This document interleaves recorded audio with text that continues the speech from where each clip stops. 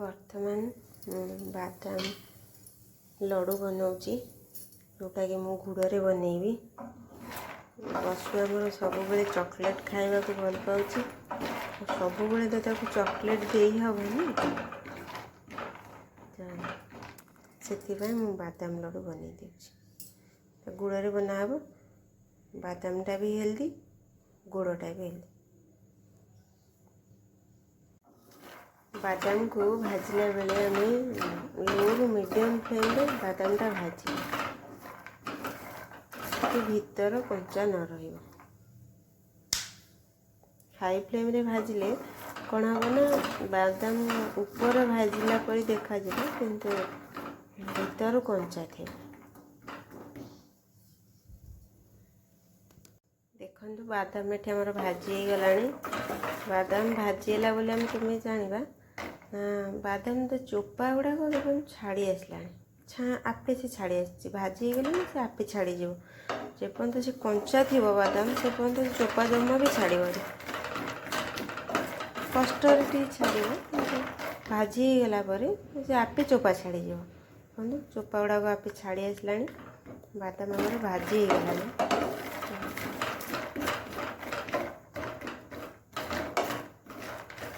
ତାକୁ ଆମେ ରଖିଦେବା ଥଣ୍ଡା କରିବା ପାଇଁ। ଥଣ୍ଡା ହେଲେ ଚୋପା ଛଡ଼େଇବା।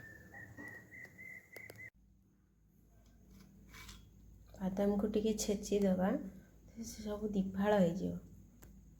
କିଛି ବାଦାମ ମୋର ଏଠି ଚୋପା ଛଡ଼େଇଲା ବେଳେ ଦିଫାଳ ହେଇଯାଇଛି, ତ ମୁଁ ତାକୁ ଅଲଗା କରିନେଇଛି। ଆଉ ଯେଉଁ ବାଦାମ ଅଛି, ତା ଗୋଟିଏ ଅଛି, ତାକୁ ମୁଁ ଦିଫାଳ କରିଦେବି।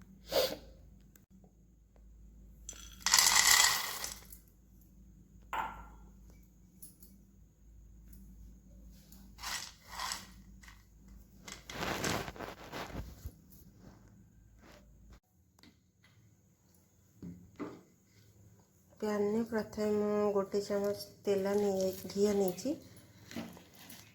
ତାପରେ ଗୁଡ଼ ପକାଇବା ଭିତରେ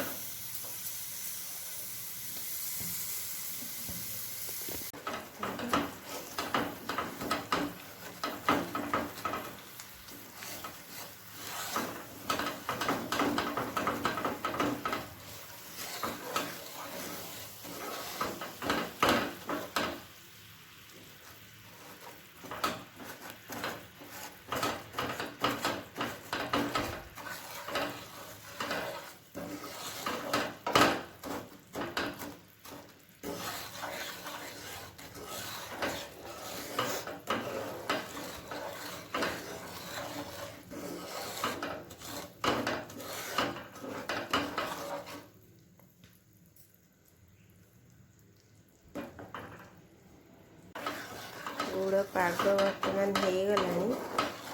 ଗୁଡ଼ ପାଗ ହେଲା ବୋଲି ମୁଁ କେମିତି ଜାଣିଲି? ଦେଖନ୍ତୁ, ମୁଁ ଏଠି ଗୋଟେ ଗିନାରେ ପାଣି ନେଇ ରଖିଛି। ପାଣିରେ ଗୁଡ଼କୁ ପକାଇଲି କିଛି, ସେ କିଛି ଯେମିତି ପକାଇଥିଲି ପୁରା ସେମିତି ହିଁ ଅଛି।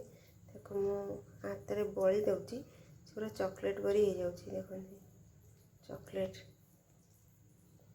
ଗୁଡ଼ ପାଗ ହେଇଗଲାଣି। ତେଣୁ ବାଦାମ ପକାଇଦେବା।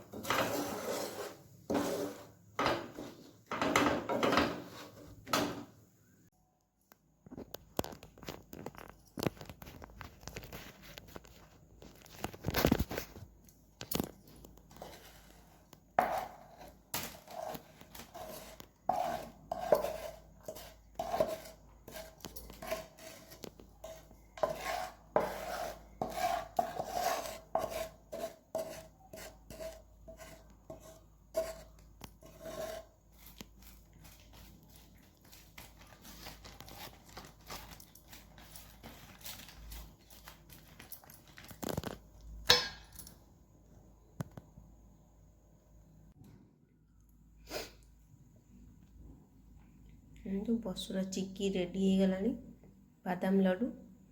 ବସୁ ଉଠିଲେ ଖାଇବ।